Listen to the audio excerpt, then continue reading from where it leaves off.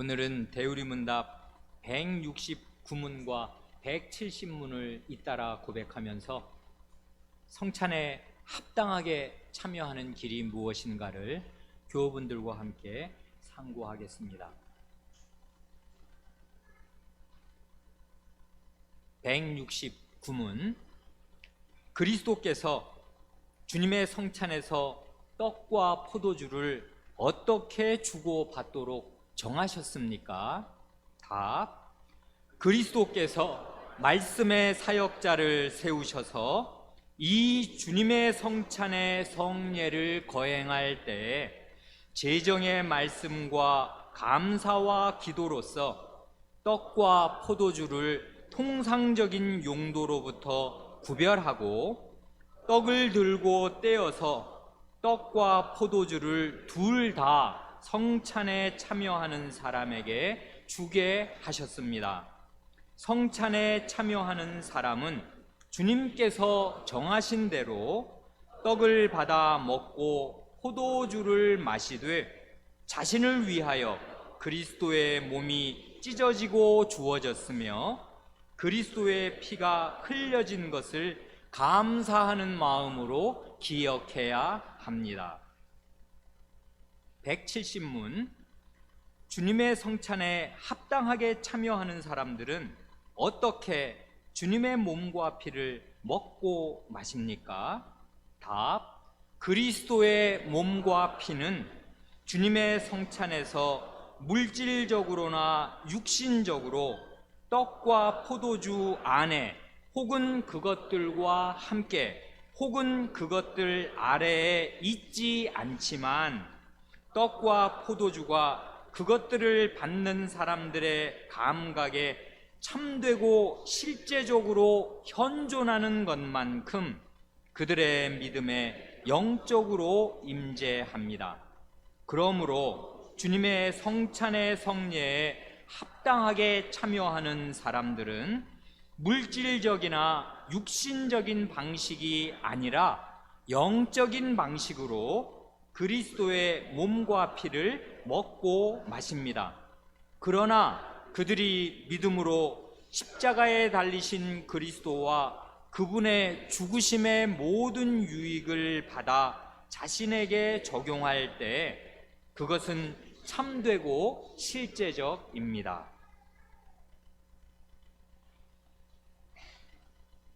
우리의 대우리문답은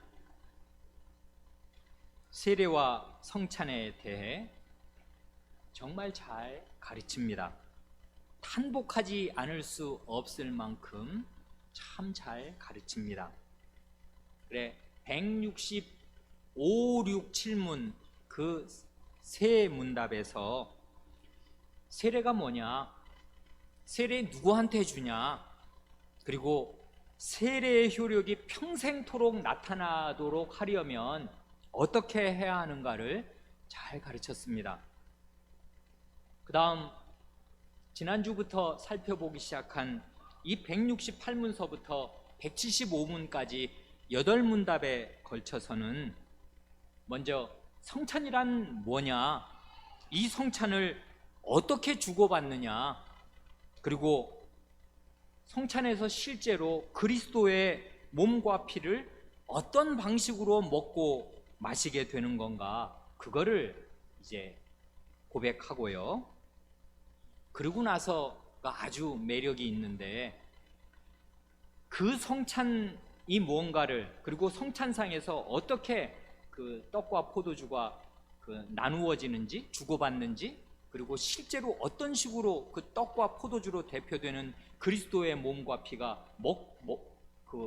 먹어지고 마셔지는지를 설명한 다음에 그렇게 중요한 주님의 성찬상에 나아가기 전에는 어떻게 준비해야 되나, 그리고 실제 그 성찬이 시행되고 있는 동안에는 어떻게 해야 되나, 그리고 성찬을 받고 난 다음에는 어떻게 해야 되나, 아니 이렇게 성찬상 그 전후 그리고 성찬이 시행되는 동안 이 세 가지의 그 세 가지 시점에서 우리 신자는 어떻게 해야 되는가를 차례로 설명을 해줍니다. 그리고 그 사이사이에 성찬상에 나아갈 자격이 없다고 스스로 느끼는 신자들은 어떻게 해야 되나? 그걸 설명하고요.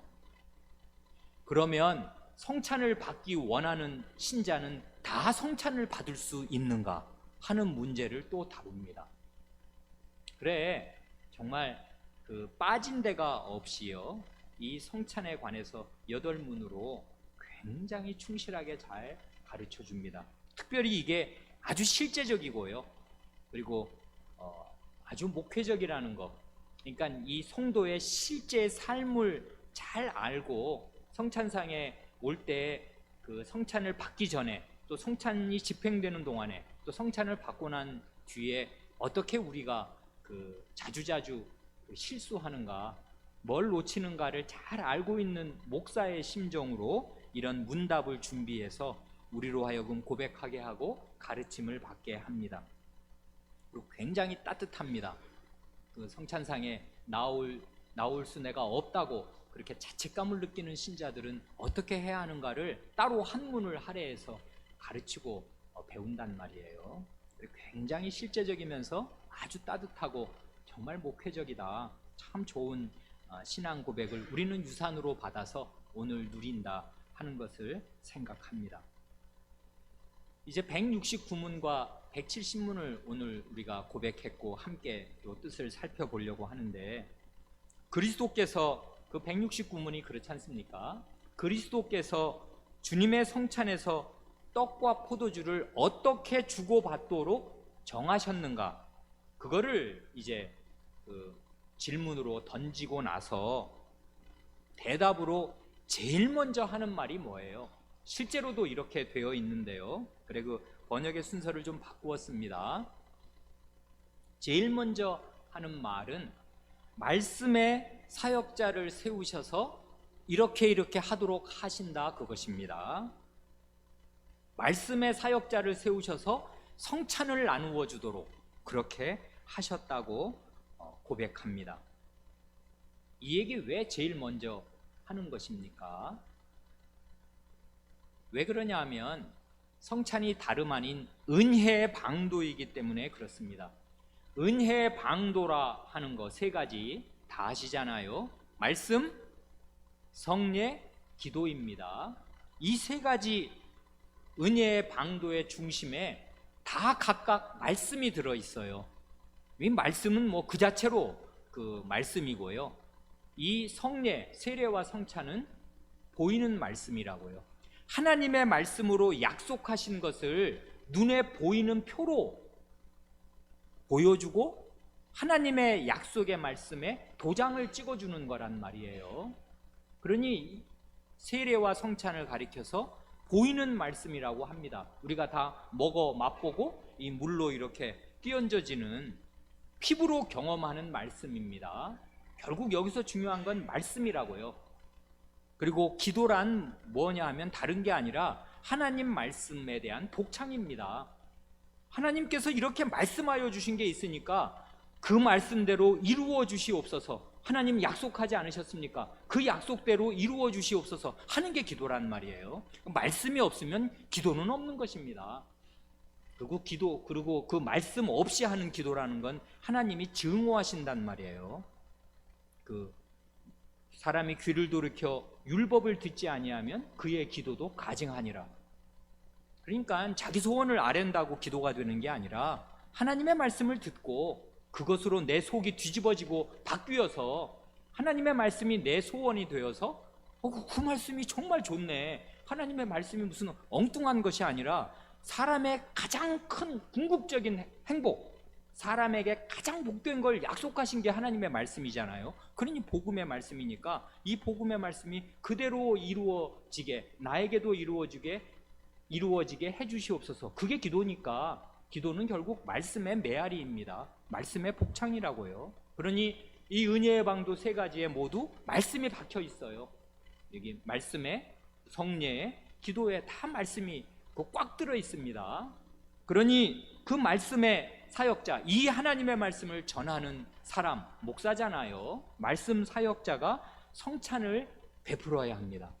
이게 너무나 당연한 일인데 우리 시대에 와서 아마 이런 일이 그 전 시대에 있었는지 저는 모릅니다. 들어본 적이 없어요. 우리 시대에 와서 이게 깨지기 시작했습니다. 그러니까 무슨 뭐 목장이라 그러대요. 구역을 목장이라 그래서 구역 왜 모임 하지 않습니까? 일반 교회들에서 구역 모임을 하면서 구역장이 성찬을 행합니다. 우리 구역 식구들끼리 모여서 뭐 열 몇 명이든 20명이든 뭐 어디 집에서 모이지요. 모여서 성찬을 합니다. 오늘 우리나라 이렇게 되었습니다. 그러니까요, 이거는 전통적인 신앙 고백에서 떠나는 일이고요, 하나님 말씀에서 떠나는 일이 됩니다. 그러니까 성찬이 뭔지 세례가 뭔지 모르는 시대가 되었습니다. 그러니까 우리는 이런 시대일수록 이 우리의 신앙 고백을 잘 이해하고 꽉 붙들어야 합니다. 그러지 않으면 하나님 말씀에서 이탈하게 되고, 그러면 결국 은혜에서 이탈하게 되는 거예요. 그게 그렇게 하면 은혜가 많아지고 더 풍부해지는 게 아니라 은혜를 떠나게 되는 것입니다. 그래, 그 말씀 사역자를 세우셔서 이 성찬을 집행하게 하신다 하는 사실이 뜻이 있습니다. 말씀 사역자가 어떻게 하냐 하면 이렇게 합니다. 재정의 말씀과 감사와 기도로서 떡과 포도주를 통상적인 용도로부터 구별한다 합니다.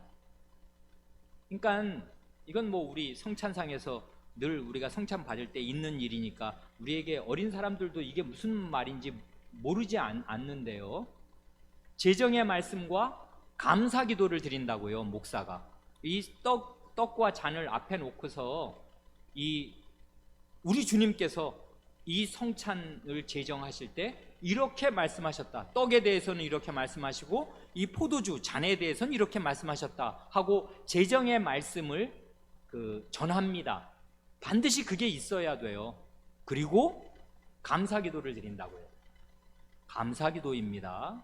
이런 큰 은혜를 베푸신 하나님께 직접 기도를 드린단 말이에요. 그러니까 기도는 그냥 심심할 때 목사가 어느 때 되면은 모이면 그냥 하는 게 기도가 아니고요. 기도는요, 하나님을 불러 그 자리에 모시는 행위입니다. 엄청난 행위라고요.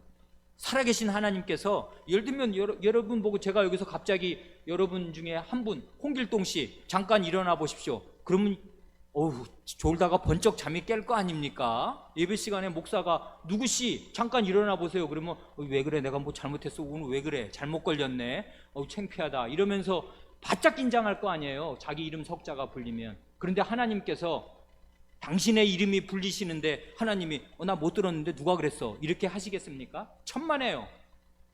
하나님은 자기 이름에 민감하신 분이고요, 자기 백성이 하나님의 이름을 부르면 하나님이 이름 부르는 그 자리에 계십니다. 기도는요, 하나님을 모시는 행위라고요. 엄청난 것입니다. 그래, 반드시 성찬상 앞에서 목사는 재정의 말씀을 전하고 기도를 드린다고요. 그래, 이 성찬상의 주인이신 주님, 하나님이신 주님을 그 자리에 모신다는 말입니다. 감사 기도를 드립니다. 이렇게 되면 어떻게 되냐 하면 뭐 기도에 효능이 있어서가 아니라 주께서 그게 정하신 바니까 이 교회에서 준비해 놓았던 이 빵과 포도주가 성찬의 빵과 포도주가 됩니다. 뭐 신비하게 바뀌는 게 아니라 이렇게 성찬의 용도로 구별되게 돼요. 이건 그러니까 제과점에서 파는 일반 빵하고는 다른 것이에요. 그 빵은 우리가 돈 주고 그냥 배고프면 사 먹으면 되고, 오늘 저녁에 밥 대신 빵 먹고 싶으면 제과점 가서 파리바게뜨에 가든 어디에 가든 빵을 사면 될 것입니다. 식빵 사서 갓 구워 나온 식빵 먹으면 정말 맛있지 않습니까? 그런 일반적으로 먹는 빵, 그리고 포도주도 마실 수 있단 말이에요. 그러니까 우리 뭐 요즘에 와인 많이 마시지 않습니까? 저녁 드실 때 와인 곁들여도 좋을 것입니다. 그런 식의 통상적인 와인하고 포도주하고 통상적인 이 빵하고는 구별된다고요. 그건 음식으로 그냥 가족들끼리, 아이들도 다 이렇게 해서 나누어 먹을 수 있는 것이지만, 이 말씀 사역자가 주님의 재정의 말씀을 전하면서 감사 기도를 하고 난 이 빵과 포도주는 이건 성찬을 위해서 따로 구별된 빵과 포도주라 그 말입니다. 이건 뭐 다 아는 것이겠습니다. 이렇게 됩니다. 이렇게 해서 그 빵을 들어서 이제 찢어서 우리 성도들에게 나누어 드리고 잔도 그렇게 합니다. 그러면 그 다음이 중요한데요. 그러면 그걸 받는 우리는 어떻게 하는 거예요? 이렇게 하는 것입니다. 성찬에 참여하는 사람은 주께서 정하신 대로, 주님께서 정하신 대로 떡을 받아 먹고 포도주를 마신답니다. 아니, 주님이 정하신 게 뭔데요? 주님이 뭘 정하셨는데 주님이 정하신 대로 떡을 받고 받아서 먹고 포도주를 마시는 것입니까? 주님이 뭘 정하셨습니까? 어떻게 정하셨습니까? 뭐 손 높이 들어서 받으라고요? 아니면 뭐 꿇어 앉아서 로마교처럼 이렇게 경배하고 예를 갖추고 받으라고 주님이 정하셨습니까? 뭘 정하셨다는 것입니까? 주님이 정하신 건 다른 게 아니라요, 받으라, 먹으라, 마시라 명하신 거라고요. 주님께서 성찬상에서 그렇게 말씀하셨다고요. 그러니 우리 성도 여러분이, 성찬 회원이 말이에요, 이 앞으로 걸어 나오셔서 목사의 손에서 이 떡을 받는 행위, 그것을 씹어 먹는 행위, 포도주를 마시는 행위는 이게 자연적으로 이루어지는 게 아니라 주님의 말씀에 순종하는 행위로 이루어지는 것입니다. 주님이 제정하신 방식대로 하고 있는 것이에요. 그러니 이게 뜻이 있고 복됩니다. 주님의 말씀에 순종하는 행위니까 그렇습니다. 주님의 제정이라고요, 이게. 왜냐하면 명령이 지금, 왜 군대 가면 명령 침투라고 안 그래요? 사단장이 명령을 내리면 그게 물 같은 명령이 아니라면 말이에요. 사단장 별인데 별이 떠서 얘기하면 어떻게 되는 거예요? 그러면 그 사단의 그냥 명령이 쫙 시행되는 것입니다. 주님이 사단장 명령만 못해요. 주님께서 받으라, 신적인 권위로 태산 같은 어미와 은혜를 담아서 명하셨으니 우리는 그 말씀에 순종해서 받습니다. 먹으라 명하시니 먹습니다. 마시라 명하시니 마신다고요. 이게 주님의 정하신 것이고, 주님의 제정이, 주님의 명령이 온 교회에 침투하는 것입니다. 온 교회에 일사불란하게 시행되는 것이라고요. 이름으로써 주님은 영광을 받으십니다. 자신의 명령이 시행될 때 왕권이 서는 거 아니에요? 그리고 은혜가 전달된단 말이에요. 주님이 이렇게 정하셨으니까 그래요. 그러니까 성찬상에서 중요한 것은 주님의 제정이에요.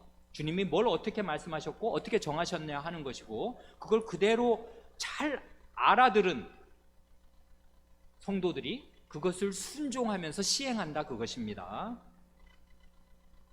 그런데 그래서 이제 주님의 정하신 대로 받았고 먹었고 마셨습니다. 그러면서 뭘 하라 하십니까? 한 가지를 하라십니다. 그렇게 할 때 자신을 위하여 그리스도의 몸이 찢어지고 주어졌으며 그리스도의 피가 흘려진 것을 뭐 하랍니까? 감사한 마음으로 기억하라 하십니다.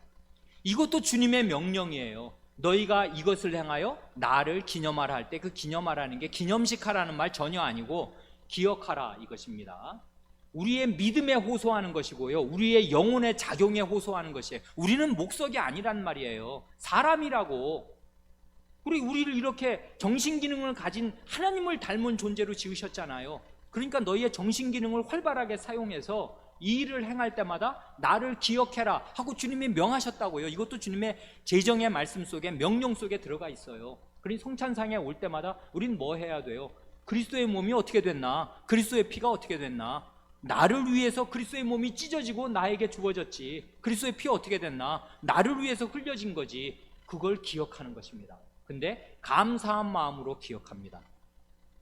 그래, 여기 보면 이거 아주 짧고, 이건 뭐 우리가 이해 못할 것이 하나도 없는데요, 169문 다 아는 얘기 같지만 목사가 성찬의 떡과 포도주를 나누어 주기 전에, 그리고 그것을 성도가 받을 때 모두 뭐가 있냐면 감사가 있어요. 목사는 감사 기도를 하고요, 성도는 감사한 마음으로 기억합니다. 그러니 지난주에 제가 강주에서 말씀드렸지만, 우리의 신앙 고백이 고백하는, 대우리문답이 고백하는 성찬상에서의 가장 주된 정서는 무엇입니까? 죄책감입니까? 3번 아닙니다. 감사라고요. 감사하는 마음이라고요. 죄책감이 아니라 죄사함의 기쁨과 감사입니다. 이걸 요리문답은 아주 명백하게 가르쳐요. 이 그리스도의 몸이 너를 위해서 찢어지고 뭐 피 흘렸으니까 엄청 숙연하면서 죄책감을 느껴라, 이렇게 안 가르친단 말이에요. 감사 기도를 드리는 것이고 감사한 마음으로 받는 것입니다. 왜 그래요? 죄인은 그거 아니면 살 길이 없어요. 이게 내가 영생으로 가는 길입니다. 구원받는 유일한 길이라고요, 이 그리스도의 몸과 피가. 근데 그걸 내가 원했어? 내가 뭐 그렇게 달라고 그랬어? 아닙니다. 사람은 누구도 이런 생각도 할 수 없어요. 이건 사람의 상상을 지나는 일이에요. 어디 하나님이 사람의 몸을 입고 땅에 오셔가지고 자기 몸이 찢어지고 죽음을 맛보고, 이런 일은 상상할 수 없는 일입니다. 아무도 구약에서 이런 게 예상이 안 된단 말이에요. 그런 걸 하나님께서 친히 계획하셨고 시행하셨고, 하나님의 아드님이 몸소 하나님의 그 명령을 받아서 이 일을 다 수행했단 말입니다. 우리는 그 사실을 그냥 아무 무력한 자신의 구원을 위해 손톱만큼도 보탤 것이 없는 우리는 온전한 죄인으로서 다만 감사함으로 이 그리스도의 몸과 피를 받습니다. 그래, 감사라고요. 감사. 그래, 주님께서는 우리에게 죄책감을 안겨주시려고 성찬을 제정하신 것이 결코 아니고 죄사함의 기쁨을 안겨주시려고 이 성찬을 제정하셨으니, 우리의 이 신앙 고백을 따라서 성찬상을 대하는 우리 각 신자와 교회의 정서가 성경적으로 바뀌기를 목사인 저는 진심으로 바랍니다. 이거 여러분 이렇게 되려면 아마 한 세대는 지나야 할 것입니다. 여러분 죽을 때까지 잘 안 될 것입니다. 이거 잘 안 돼요. 정서가 이미, 정서도요, 문화라고요, 형성되는 것입니다. 어려서부터 형성되면요, 이게 안 바꿔진다고요. 바뀌려면 어떻게 해야 돼요? 하나님 말씀 정확하게 알아야 되고요, 신앙 고백을 따라서 생각해야 되고요, 그 생각을 계속 붙잡고 있어야 돼요. 그리고 성찬 때마다 생각해야 합니다. 생각하고 또 생각하고 이 믿음으로 행해야 된다고요. 그럴 때 이 정서가 서서히 바뀔 것입니다. 그래, 우리 자녀들 세대에는 성찬상에서 숙연하지만 마음의 기쁨과 감사가 압도적이기를 바랍니다. 그러는 교회가 되기를 바랍니다. 신앙 고백 잘 생각하세요. 신앙 고백적으로 사십시오. 170문은요, 성찬에 합당하게 참여한다고 할 때 그럼 어떤 방식으로 주님의 몸과 피를 먹고 마시게 되냐, 그걸 이제 가르칩니다. 그건 굉장히 중요한 일이잖아요. 아니 뭐 어떤 방식, 그냥 뭐 손으로 잡아가지고 뭐 이렇게 이로 씹어서 먹고 뭐 한 잔 쭉 이렇게 마시고 그러면 뭐 먹고 마시는 거지, 그걸 말하는 게 아니라, 이게 지금 주님의 몸과 피라는데 우리가 주님의 몸과 피를 과연 어떤 방식으로 먹고 마시게 되는 거지 하는 게, 이건 굉장히 중요한 성찬의 핵심적인 질문이 됩니다. 요걸 아주 분명하게 붙잡고 있어야 되는데, 교회마다 이에 대한 견해가 달랐습니다. 그래, 지난주에 아주 간략하게 간단히 그냥 지나가면서 말씀을 드렸고, 사실은 만 3년 전에 2019년 7월, 그러니까 딱 3년, 2016년이요 7월에, 그러니까 지금 19년 7월이니까 정확히 만 3년 전에 수요기도회 때 교회들의 성찬에 대한 견해가 무엇인지를 이렇게 정리해서 교우분들께 말씀드린 일이 있었습니다. 이게 3년 전에 할 말씀은 다 드려서 그걸 그대로 반복할 수는 없고, 요점만 추려서, 왜냐하면 이게 지금 170문에 나와 있기 때문에요, 요점만 추려서 간략하게 말씀드리겠습니다. 교회 중에 로마 교회 있잖아요. 로마 교는 어떻게 성찬상에서 주님의 몸과 피를 먹고 마시게 되는가 할 때, 이 사람들은 화채설을 주장합니다. 이거 한자어라 어린 사람들에게 영어 좀 미안한데 한번 들어두면 좋습니다. 화채설이란, 화자란 될 화자, 변화할 화자잖아요. 몸체자입니다. 몸으로 변한다, 몸으로 바뀐다, 이것입니다. 누구의 몸으로요? 아니 이 떡과 이 빵과 포도주가 실제 그리스도의 몸과 피로 진짜로 바뀐다, 그것입니다. 이걸 그 사람들은 여전히 주장해요. 이게 1215년인가 그 왜 교황좌에서 엑스커시드라라고 교황이 교황좌에 앉아서 선언한 교리는 무오합니다. 그 사람들의 그 교리에 따르면. 그러니까 교황은 그게 그냥 사석에서 한 말 아니고요. 교황의 자리에 앉아서 어떤 교리를 발표하면 그것은 무오해, 오류가 없어. 그러니까 그건 말하자면 영원한 것입니다. 그러니까 못 바꿔요. 교황의 교리가 바뀌는 일은 없어요. 왜냐하면 오류가 없기 때문에 바뀔 게 없어. 한번 선언되면 그게 1200년대에 선언됐든 1700년대에 선언됐든 그냥 가는 거예요. 진리입니다, 진리. 그때 화채설을 교리로 교황이 선언했어요.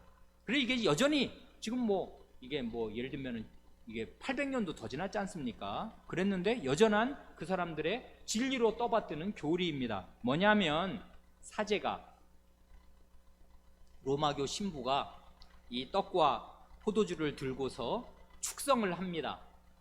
그러면 말하자면 기도하는 거란 말이에요. 그렇게 축성을 하는 순간에 그것이 실제 그리스도의 몸과 피로 변화된다, 바뀐다, 그것입니다. 그러니 이제 그 사람들에 따르면 이게 진짜 그리스도의 몸이에요. 이제는 진짜 그리스도의 피야 이게. 그러니 진짜 그리스도의 몸과 피를 먹고 마시니 어떻게 되는 거예요? 죄사함 받는 것입니다. 그의 죄가 진짜 사해지는 거예요. 이게 진짜 그리스도의 몸이니까 확실한 것 같지, 엄청 힘을 주는 것 같지 않습니까? 이러면 어떻게 되냐면요, 큰 변화가 생기는데요. 어떤 변화가 생기냐면 성찬의 성격이 변합니다. 어떻게 변하냐면 식사에서 제사로 변해요. 우리는 성찬이 식사거든요. 음식이에요. 이거 최후의 만찬이라고, 주의 만찬이라고, 밥 먹는 거라고 우리는 이게. 그런데 로마교에서는 밥 먹는 게 아니라 이건 제사야, 제사. 어떤 제사냐 하면요, 피 없이 사제가 하나님께 그리스도의 몸을 바치는 제사입니다. 축성하는 순간 이게 그리스도의 몸이 됐거든. 그래서 이 몸을 이렇게 위아래로 흔들어서 하나님께 바친다고요. 제물로 그리스도의 몸이 원래 실제로 십자가에서 2000년 전에는 그리스도께서 자신을 희생 제물로, 말하자면 속죄 제물이요 화목 제물로 하나님께 제사를 드려서 그 자신의 몸을 제물로 바치셨지 않습니까? 본인이 제사장도 되시고 본인이 제물도 되시고 본인이 성전도 되셔서 성전된, 제물된 자신의 몸을 제사장으로서 하나님께 바쳤단 말이에요. 그건 진짜 제사였습니다. 그런데 그런 제사가 매주 반복되고 재현됩니다. 이번에는 실제 피는 안 흘리는데 피만 없지 실제 제사로 하나님께 그리스도의 몸을 늘 바칩니다. 제물로. 그래서 식사가 제사로 바뀝니다. 이렇게 되면 교회 직분자의 성격도 바뀝니다. 어떻게 바뀌냐면 목사에서 제사장으로 바뀌어요. 매일 제사를 드리니까 그리스도를 매일 하나님께 바쳐. 그러니까 이 사람의 이름이 뭐냐면 그 이름도 사제입니다. 사제는 제사의 거꾸로잖아요. 사제는 제사장이란 말이에요. 그래 이 사람들은 실제로 자기를 제사장으로 인식하고 있어. 그리스도를 늘 하나님께 난 바치고 있어요. 그러니까 사제는 엄청난 사람입니다. 말하자면 그리스도를 하나님께 바치는 제사를 매일 드리는 사람이 사제예요. 이렇게 되면 굉장히 큰 문제점이 생깁니다. 가장 큰 문제점이 뭐냐면 그리스도께서 십자가에서 단번에 영원히 드리신 그 속죄 제사의 공로가 현저하게 약화됩니다. 이걸 로마교가 의도한 건 물론 아니겠습니다만은 현실적으로, 결과적으로 언제든지 그렇게 됩니다. 왜 그러냐 하면 그리스도의 속죄 제사, 십자가에서 2000년 전에 드려졌던 그날의 그 제사는 그야말로 단번의 영원입니다. 영단번에 once for all이에요. 한 번 드렸는데 그게 영원히 유효해. 그래야 그게 그리스도의 속죄의 효과가 정말 그 진가가 드러나고, 한 번 드렸지만 모든 사람 모든 시대에 영원히 다 적용될 만한 어마어마한 효과가 있는 것이니까 여기에 뭘 보탤 것도 없고 보탤 수도 없는 건데, 아니 영단번에 영원히 한 번으로 영원히 해결되는 그 제사를 드린 효과가 어떻게 삭감되냐 하면, 예수 믿기 전에 너희가 지은 죄는 예수님의 십자가로 해결되고, 그러나 예수 믿고 난 다음에 죄 안 짓나? 또 지었잖아. 매일 짓잖아. 그럼 일로 와. 매주 미사에 와서 이 제사, 내가 제사를 드리니 이 예수님의 몸 받아 먹어. 그래야 죄가 사해지는 거지. 이렇게 되는 것입니다. 예수님의 영단번에 이루신 속죄 제사의 효력이 삭감돼요. 이건 굉장한 문제입니다. 또 어떻게 되냐 하면, 이렇게 되면 성찬의 떡과 포도주가 숭배의 대상이 됩니다. 왜 그러냐면 그게 그리스도의 몸이고 그리스도의 피가 됐거든요. 그래서 실제로 여러분 로마교 안 가보셨죠? 저는 미사에 한번 참관해 본 적이 있습니다. 거기 가면 의자는 여기서 이렇게 앞에서 보면 여러분 앉는 의자랑 똑같이 생겼는데, 우리 개신교 의자와 결정적으로 다른 점이 하나 있어요. 뭐가 있냐면 앞좌석이 있지 않습니까? 여러분 앞좌석이, 여러분 앉는 좌석이 그 뒷사람의 앞판이 되잖아요. 그 앞판 밑에 무릎 받침대가 있어요. 그래서 여러분 그 엉덩이 앉는 부분 그 한 절반쯤 되게 무릎을 받치도록 그렇게 되어 있어요. 그거 왜 만든 것 같습니까? 사제가 축성하는 순간에 성도들이 다 무릎 꿇습니다.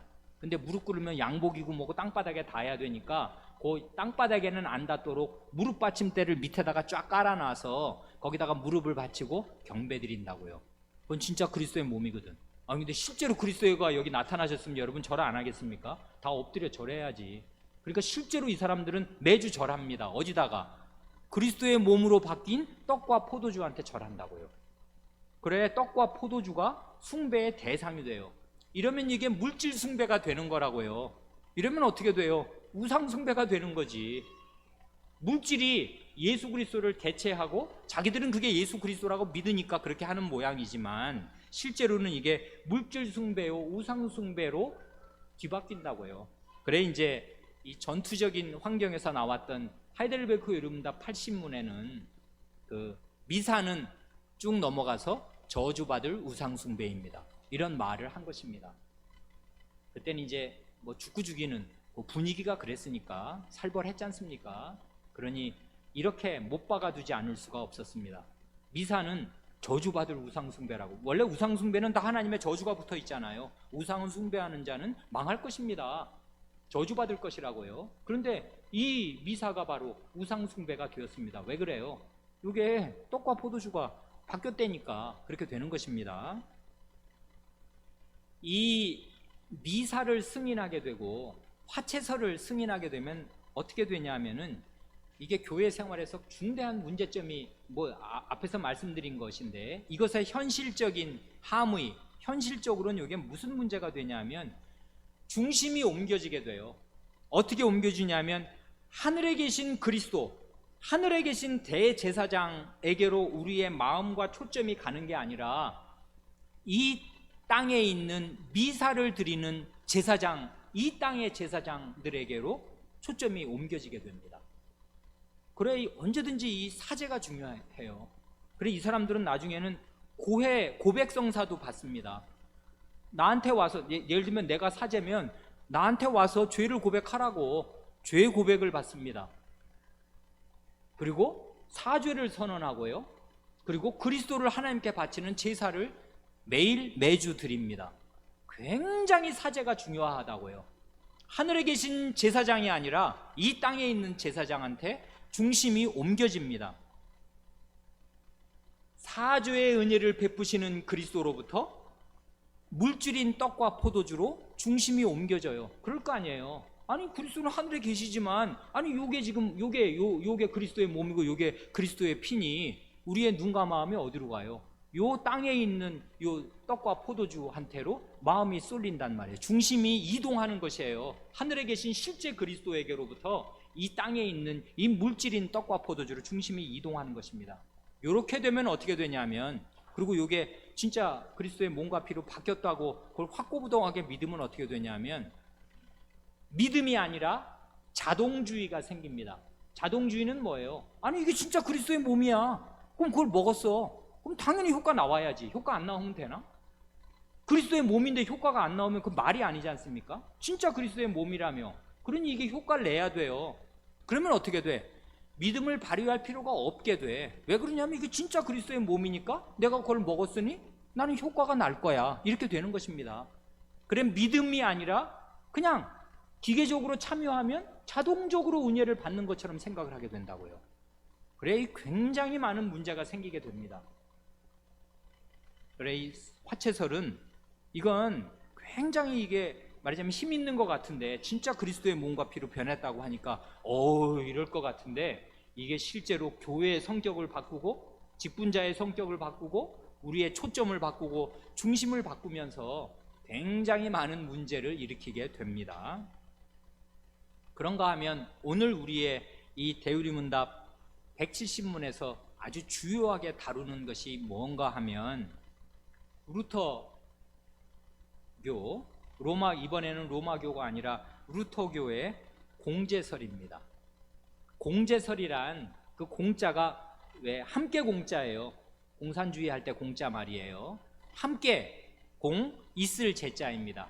함께 존재한다. 함께 있다. 이것입니다. 뭐가 함께 있다는 거예요? 하늘에 계신 그리스도의 실제 몸이, 화채설은 여기에서 실제로 그리스도의 몸으로 변하는 거지. 요 떡이, 요 빵이 그리스도의 몸으로 실제로 바뀐다. 요러면 이게 화채설이지만, 공제설은 그건 아니고, 이 빵이 그리스도의 몸으로 바뀌는 게 아니라 그리스도의 하늘에 있는 몸이 요 실제 빵과 함께 한다. 그것입니다. 빵 안에 들어오고 빵 아래에도 있고 빵과 함께 계신다. 이것입니다. 이러면은 좀 더 느낌이 더 확실하게 오는 것 같지 않습니까? 아니 실제 그리스도의 몸이 여기 이 빵 속에, 그리고 이 빵과 함께 있대니, 그러면 더 느낌이 더 잘 온단 말입니다. 이럴 때 이 루터 선생님이 이걸 가르치면서 어떤 걸 가지고 설명을 했냐 하면, 이분이 엄청 고민을 하면서 이 얘기를 하는 것입니다. 그리스도의 그 두 가지 속성이 있잖아요. 인성과 신성. 그리스도는 참 하나님이시면서 참 사람이시잖아요. 그러니까 신성도 가지고 계시고 인성도 가지고 있는데, 이런 분은 하늘 위에나 하늘 아래나 예수 그리스도 한 분밖에 없습니다. 하나님은 신성만 가지고 계시지 하나님 아버지는 인성은 안 가지고 계시잖아요. 성신님도 마찬가지고. 그리고 우리 사람은 다 인성만 있지 신성은 없는 건데, 오직 천상천하에 유일하게 하나님의 아드님만 원래 가지고 계신 신성에다가 인성이 덧붙었어요. 그래서 신성과 인성을 동시에 가진 아주 굉장히 특별한 존재가 되셨습니다. 그런데 루터 선생님이 생각할 때 말이에요, 야, 예수님이 신성이 있으신 하나님의 아드님이시잖아. 그렇지. 신성이란 건 뭐야? 현재 어디에나 계심, 무소부재, 안 계신 곳이 없음. 그게 신성의 속성이잖아요. 그래 하나님은 미국에 계시면 한국엔 안 계십니까? 당연히 계시지. 동시에 계시는 게 가능하다는 거 아니에요. 신성은 온 우주를 덮을 수 있단 말이에요. 그래서 미국에도 계시면서 동시에 한국에도 계시고 브라질에도 계시고 아프리카 어디에도 계실 수 있단 말이에요. 동시에. 자, 그러면 예수님의 신성과 인성이 나뉘나? 나눌 수가 있나? 그러면 예수님은 신이셔서 동시에 전 지구 수백 개 국가에 동시에 계실 수 있는데, 신성과 인성이 나뉘면 신성은 거기에 브라질에도 계시고 미국에도 동시에 계실 때 인성은 나누어 가지고 안 계시면 그게 말이 되나? 신성과 인성이 그럼 분리되는 거지. 근데 신성과 인성이 분리되면 그게 예수 그리스도에게 맞나? 예수 그리스도는 신성과 인성이 하나로 결합되어 있어. 나눌 수 없는 거지. 그러면 신성으로 계시는 곳에 인성도 거기 있어야 말이 되는 거지. 안 그래? 그러니 동시에 이 나라 저 나라, A라는 나라 B나라에서 동시에 성찬이 진행될 때 그리스도께서 신성으로 거기에 계신다 그러면 그리스도의 인성도 당연히 거기에 계신 것으로 믿어야지. 안 그렇습니까 여러분? 믿습니까? 그랬단 말이에요. 그랬더니 사람들이 믿습니다 그랬단 말입니다. 믿었어요 이거를. 이게 공제설이라고요. 그럴듯하지 않습니까? 예수님의 신성과 인성을 이렇게 결합을 시키면 이게 어느 신성이 계시는 곳에 인성도 있어야 될 것 같네. 그러면 진짜 그리고 빵과 함께 빵 아래 계시니 힘인 안에 이렇게 하고 성찬을 루터교 신자는 받는 것입니다. 지금까지. 이게 왜 틀렸냐면요, 여러분 거기 360쪽 거기 각주 1097번 있지 않습니까? 사도행전 3장 21절이 증거송구로 붙었습니다. 이거 우리 오후 예배 오시기 전에 다 읽어보시죠들. 읽어보실 때 이게 왜 증거송구가 되는지 이해하셨습니까? 다른 성구들은 보면 척 알겠잖아요. 다 성찬에 관련된 말씀들이야. 모를 수가 없지. 내가 교회 다닌 지가 언젠데. 다 알겠어요. 그런데 왜 사도행전 3장 21절이 이게 증거송구가 되는지, 뭐에 대한 증거송구예요? 루터 선생의 공제설, 그게 아닙니다. 주님의 성찬에서 그리스도의 몸과 피가 떡과 포도주 안에 혹은 그것들과 함께 혹은 그것들 아래에 있지 않다. 그에 대한 증거송구라고요. 그러면 이해 좀 되십니까? 저 이거 이번 주에 이거 이렇게 읽으면서 아주 굉장히 그 마음이 아주 기뻤는데요. 사도행전 3장 21절 이렇게 말씀합니다. 하나님이 영원 전부터 거룩한 선지자의 입을 의탁하여 말씀하신 바 만유를 회복하실 때까지는 하늘이 마땅히 그를 받아두리라. 그는 누구예요? 뭐 당연히 당근이죠. 이거 그리스도십니다. 그런데 저한테 아주 기쁨을 주었던 거는 그 앞 말씀인데, 하나님께서 영원 전부터 거룩한 선지자의 입을 의탁하여 말씀하신 만유를 회복하실 때, 이건 언제예요? 마지막 그날이라고요. 우리의 구원이 완성되고 새하늘과 새 땅이 와서 온 하나님이 지으신 만물이 하나님이 원래 창조하신 그 뜻 그대로 회복될 때 진짜 새하늘과 새 땅이 오겠습니다. 그거를 하나님께서 선지자들을 통해서 말씀하여 주시고 예언하여 주셨다고요. 그걸 우리가 지금 이사야서에서 계속 보고 있잖아요. 그래, 하나님께서 정말 영원 전부터 작정하신 그 일을 하나님은 이미 정하셨습니다. 그러니 그날은 반드시 올 것인데 자신의 예언자들을 통해서 그날에 될 일들을 구약시대부터 예언하여 주셨습니다.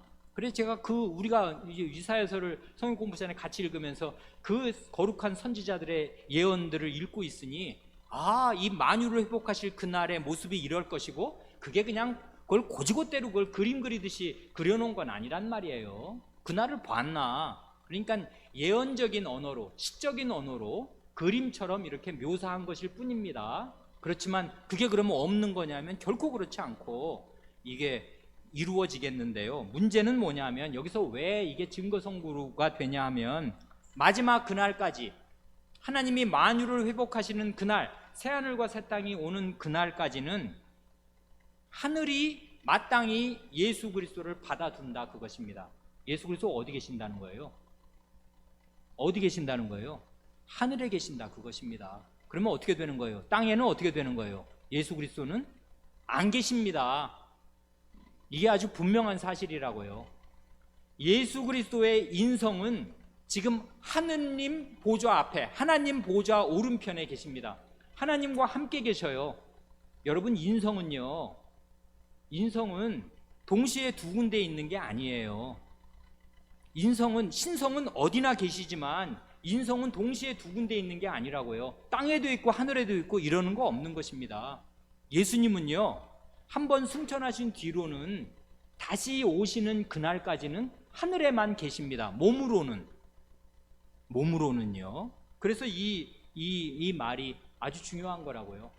우리가 성찬을 행할 때 그리스도의 몸이 이 성찬상에 육체로 임재하시냐면 아니다 그것입니다. 그게 아니다 그것이에요.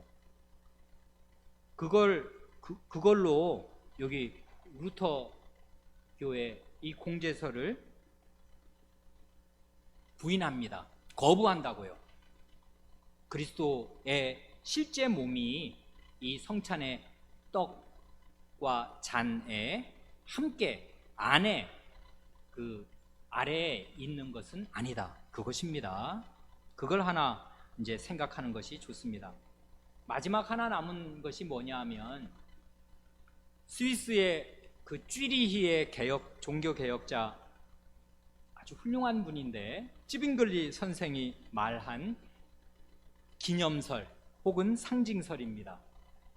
성찬, 우리가 어떻게 그 성찬에서 그리스도의 몸과 피를 먹게 되는가 할 때 이 찌빙글리 선생이 그리스도께서 성찬상에 나중에 더 말씀드리겠습니다마는 영적으로 임재하신다는 것, 성신으로 임재하신다는 것을 부인한 것은 아닙니다. 그러면 이 사람은 참된 개혁자가 아니었을 것입니다. 그거 인정합니다. 그런데 강조점이 어디에 있냐 하면 이 쥐리히의 찌빙글리 선생은 이 로마교의 미신적인 화채설을 거부합니다. 이건 미신이거든요. 그리고 루터 선생의 불합리한 공제설도 거부합니다. 이건 불합리해요. 그리스도의 몸이 동시에 두 군데 계신다는 건 불합리하다고. 그리스도의 몸은 갈릴리에 계시면은 서울에는 안 계신 것입니다. 동시에 두 군데 있을 수 없어요. 몸인데 인성이 어떻게 두 군데 동시에 있어? 그러면 손오공이지. 뭐 84,000으로 오랑바린 나바랑 뭐 부타라까따 뿌라냐 해가지고 뭐 이렇게 털마다 다 손오공이 되는 거, 그렇게 되는 거 아니란 말이에요. 분신술을 쓰는 게 아니라고. 그러니까 그건 불합리하다. 그걸 버렸단 말입니다. 그렇게 되면 어떻게 돼요? 뭘 강조했냐 하면 아니 그건 교회가 성찬을 통해서 그리스도의 죽으심을 기념하는 거지. 이건 그리스도의 죽으심을 상징하는 물체인 것이지, 상징이고 우리가 기념하는 거지. 이렇게 하는 것입니다. 이 말이 말 자체로 틀린 것이 아닌데요, 이 말에서 멈추면 중대한 문제점이 발생합니다. 그게 뭐냐면 성찬이 사람의 기념식으로만 그칠 수가 있어요. 이렇게 되면은 성찬의 본질을 놓치게 됩니다. 찌빙글리 선생이 그걸 의도하고 그렇게 되려고 한 건 전혀 아니겠습니다. 그런데 어쨌든 워낙 로마교의 이 화채설이 중세를 다 뒤덮고 있었으니까 그걸 강력하게 거부하고, 그것을 거부하면서 동시에 이 불합리하게 보이는 루터 선생의 성찬론에 대해서 동의하지 않으면서 그건 기념하는 거지, 나를 기념하라 그러셨잖아, 그러니까 기억하는 거고 우리가 기억하는 거야, 그게 중요한 거지 성찬에서, 요렇게 강조를 하면서 멈추었습니다. 그러니까요, 이렇게 되면은 성찬은 순전히 교회와 신자의 기념 행사가 된다고요.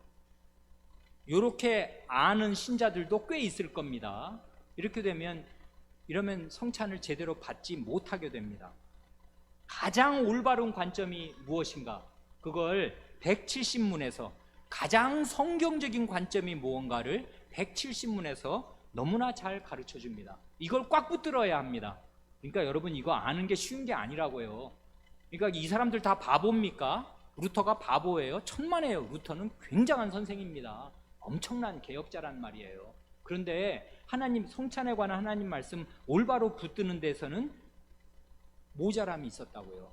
이거 그러니까 똑바로 아는 게 쉬운 일이 아니에요. 로마교 사람들 다 바보입니까? 바보 아니에요. 아직도 그렇게 믿고 사는 사람 전 세계에 무지하게 많습니다. 그러니 바른 하나님의 말씀을 잘 이해하고 깨닫는 게 쉬운 일이 아니라고요. 교회마다 이렇게 큰 차이들이 있었습니다.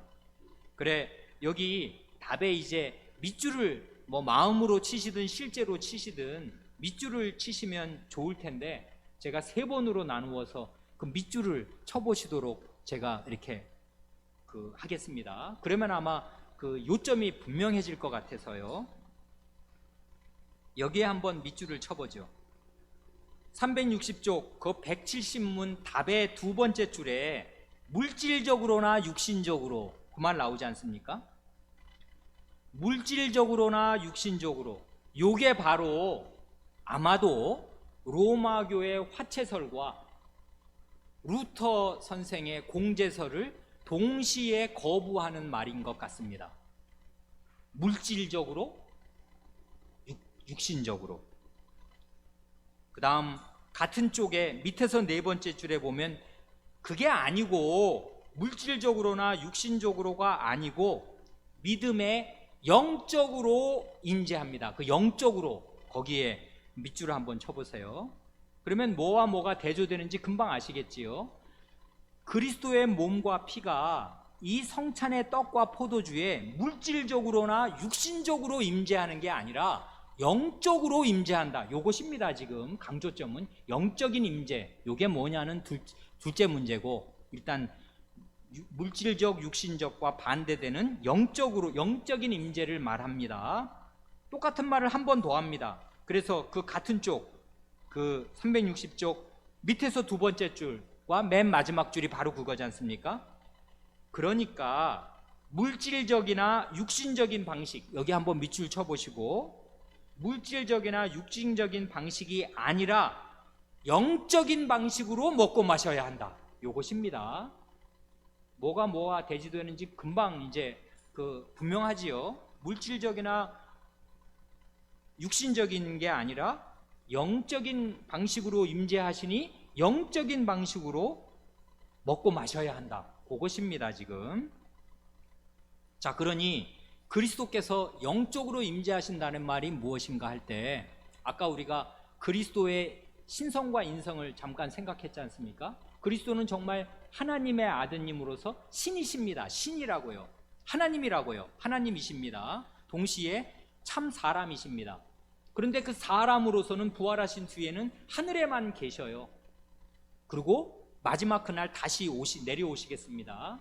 그러기 전까지는 하늘에만 계시는데, 그리스도께서요 영적으로 임재하신다는 말은 무슨 말이냐면, 자신의 신이시고 아버지의 신이신 성신을 보내셔서 성신으로 임재하신다, 그 말입니다. 그러니까 이건 성신의 임재를, 영적인 임재라는 건 뭐 영혼이 뭐 꼬르르 왔다 갔다 한다 이런 말이 아니고 성신의 임재를 말하는 거예요. 근데 성신은 그리스도와 싱크로율이 100%입니다. 100% 똑같아, 성신은. 그래서 성신께서 계시면 그리스도가 그 자리에 계신 것과 100% 똑같아요.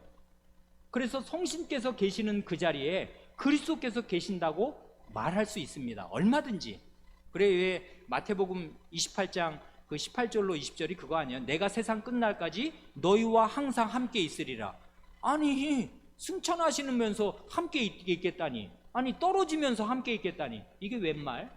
그게 왜 말이 되냐면, 실제로 떨어져서 승천해서 하늘로 올라가시지만 올라가시자마자 성신을 보내주시면 성신이 바로 예수 그리스도 자신과 똑같단 말이에요. 그러니 성신을 받은 교회와 그리스도께서 영원히 함께 하시겠습니다. 그런 의미에서 그리스도께서 성신으로 성찬상에 계십니다. 육신은요 하늘에 계십니다. 그러면 이 육신과 육신과 그리스도의 신성이, 이 인성과 신성이 나뉘는 것인가? 안 나뉩니다. 함께 계시지만, 붙어 있지만, 결합되어 있지만, 예수님의 신성은 인성을 초월합니다. 인성 안에 갇혀 있을 수가 없지. 예수님이 이 땅에 계실 때도 하나님의 아드님이셨는데, 예수님이 그 갈릴리에 계시면 예수님의 신성이 예수님의 몸 안에 갇혀 있어요? 그럴 리가요. 전 세계에 있는 일 몰라요, 예수님이? 안단 말이에요. 왜 그래요? 신성은 인성의 범위를 초월하는 것입니다. 그러니까 신성과 인성이 나뉘기 때문이 아니라 신성이 인성을 초월해서 계시니까 그리스도께서는 그의 신성과 위엄과 영광과 은혜와 성신으로는 우리와 함께 계십니다. 그리스도께서 신성으로는 우리와 함께 계시고 그의 위엄과 영광으로도 우리와 함께 계시고, 햇빛이 여러분 지구와 엄청 멀지요. 얼마나 멉니까 해가. 그런데 우리는 해가 멀리 있습니까? 문 열고 나가면 해의 기운을 다 느껴요. 햇빛이 그냥 여기까지 쫙 온다고. 거리와 상관이 없어. 엄청 멀리 있는데도 햇빛의 기운이 우리한테 온단 말이에요. 피부로 쫙 와. 겨울에 추울 때 햇빛 양지로 가면은 햇빛을 금방 느끼잖아요. 그것처럼 그리스도께서 물리적으로 아무리 계셔도 그의 영광과 신성으로는 우리에게 햇살을 비춰주듯이 비춰주실 수 있고, 특별히 성신으로 우리와 함께 하십니다. 그러면 그리스도 자신이 함께하는 것과 완전히 똑같아요. 그래서 이 영적으로 임재하심을 믿는다는 말이 이 말입니다. 그럼 그걸 우리는 어떻게 경험하는 것입니까? 아니, 그리스도가 성신으로 우리와 성찬상에 함께 하신다는 거 우리는 어떻게 경험해요? 어떻게 압니까? 답이 있습니다. 믿음입니다. 그 사실을 믿음으로 붙드는 것이라고요. 그때 믿음은 뭐 믿음? 어딨어 믿음? 내 뱃속에 믿음 어딨어? 안 느껴지는데? 이런 느낌을 말하는 게 아니에요. 믿음은 뭘 믿는 거예요? 하나님의 말씀을 믿는 것입니다. 하나님의 말씀을 꽉 붙드는 게 믿음이에요. 믿음으로 우린 이것을 우리 있는 사실로, 하나님의 말씀은 사실이란 말이에요. 진리란 말이에요. 그러니까 그리스도께서 성신으로 그리고 위엄으로 신성으로 우리와 함께 하신다는 그 그리스도의 말씀을 내가 너희와 항상 함께 하시리라 이렇게 그리스도께서 약속하셨잖아요. 그러니까 그 말씀을 믿음으로 딱 붙드는 것입니다. 그러므로 믿음으로 그리스도의 영적인 임재, 그리스도의 성신적인 임재를 우리는 우리의 것으로 전유합니다. 우리의 것으로 소유합니다. 그래서 이제 두 번째 밑줄을 치시면 좋은데, 거기 믿음이 두 번 나오지 않습니까? 360쪽 밑에서 네 번째 줄에 그들의 믿음의 영적으로, 믿음의 영적으로 임재하시고요. 그 다음에 옆쪽 361쪽의 둘째 줄에 그들이 믿음으로 자신에게 적용한다. 믿음입니다. 그리스도께서 성신으로 임재하실 때 그것을 내 것으로 만들고 경험하는 유일한 방법은, 통로는 믿음이라고요. 믿음 두 번 믿음입니다. 자, 그러면 한 가지 문제가 남습니다. 이게 그거야? 그거라고? 이렇게 생각하는 사람들이 있거든요. 이건 루터교보다도 오히려 더 불확실한데? 그리고 카톨릭, 로마교는 진짜 예수님의 몸과 피로 변한다니까 엄청 이게 뜨끈뜨끈한데, 우리는 이게 영적인 임재? 그게 뭔데? 잘 모르겠는데? 요렇게 생각하면서 그리스도의 성신적인 임재, 영적인 임재가 이게 막연한 것으로, 추상적인 것으로, 관념적인 것으로, 불확실한 것으로 생각하는 사람들의 생각을 틀어막습니다. 우리의 요리문답이 어떻게 해요? 거기 마지막으로 줄치실 만한 게 이것입니다. 참되고 실제적이다 하는 말입니다. 거기 360쪽 아래에서 여섯 번째 줄에 참되고 실제적이다. 그리고 361쪽의 맨 마지막 말이 참되고 실제적이다 이것이지 않습니까? 어느 만큼 참되고 실제적이냐? 그리스도의 이 영적인 임재, 그래서 우리가 그 믿음으로 포착하고 믿음으로 붙들어 경험할 수 있는 이 그리스도의 임재가 어느 만큼 참되고 실제적인가 하면, 표현이 아주 생생하고 놀라운데 360쪽 중간에 보면 떡과 포도주가, 빵과 포도주가 그것들을 받는 사람의 감각에, 이건 내 눈으로 보지, 그 다음에 쪼르륵 따르는 소리 들리지, 또 그 다음에 코로 보면 막 포도주 냄새 진동하지, 빵 냄새도 향긋하게 나지, 그 다음에 혀로 맛보지, 목구멍으로 막 쭉 넘어가지. 완전히 이거는 오감으로 다 느끼지 않습니까? 시각, 촉각, 미각 다 느끼잖아요. 우리의 오감으로 떡과 포도주가 우리 사람들의 감각에 참되고 실제적으로 현존하는 것만큼 그들의 믿음에 영적으로 그리스도의 몸과 피가 임한다. 이렇게 말합니다. 이렇게 선언한다고요. 이건 그러니까 굉장히 참된 것이고 굉장히 실제적인 것입니다. 어느 만큼이냐면 내 눈앞에 떡과 포도주, 그걸 내가 먹고 마시는 것보다 더 실제적입니다. 그것만큼 실제적이고 그것만큼 참됩니다. 맨 마지막도 그 말로 마치지 않습니까? 그들이 믿음으로 십자가에 달리신 그리스도와 그분의 죽으심의 모든 유익을 받아 자신에게 적용할 때, 뭘로 적용한다고요? 믿음으로 적용할 때입니다. 뭘 믿는다고요? 하나님의 약속의 말씀이 있다고요.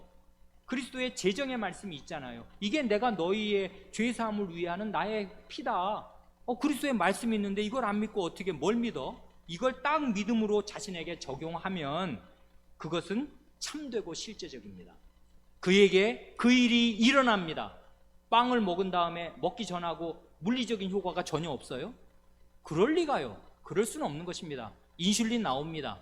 당뇨병 환자 아니면 빵을 딱 먹으면 뭐가 몸에 들어왔네? 야고 빨리 분해해라. 뭐가 나온다고요. 몸이 반응을 해요. 벌써 먹으면 몸이 알지 않습니까? 이렇게 몸의 변화가 일어나는 것처럼 실제적이고 확실하게 믿음으로 이 그리스도의 말씀을 내게 적용할 때 참되고 실제적인 변화가 내 영혼에, 내 안에 일어납니다.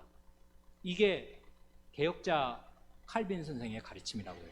이 칼빈 선생의 가르침을 잘 받은 칼빈 선생의 후예들이 이 지류의 밭 같은 성찬에 대한 여러 견해들, 화채설, 공제설, 기념설 또는 상징설의 그 지류의 밭을 피해가면서 하나님 말씀에 참된 도리를 꽉 붙잡고 이렇게 좋은 말로 가르쳐 주었습니다.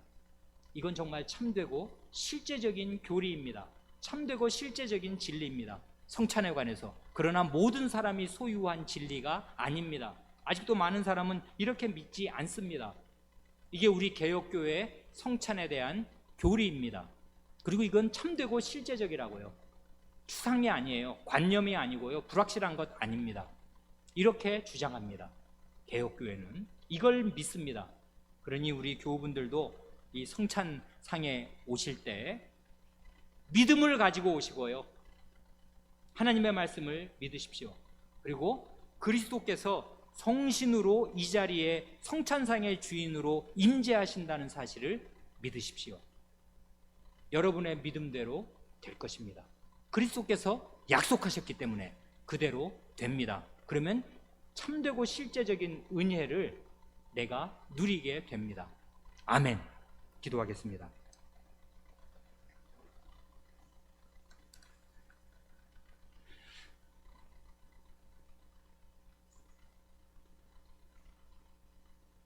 하나님 아버지, 하나님의 은혜는 밝고 찬란하기가 햇빛보다 더한데도 저희 사람의 어둠은 깊고 깊어서 때로는 장님처럼 되면 햇빛이 있으나 햇빛이 있는 낮인지 밤인지 알기 어려운 것처럼 이렇게 밝은 하나님의 말씀의 진리가 있어도 어두운 사람은 그 진리를 왕왕 곡해하며 오해하며 그 진리의 온전한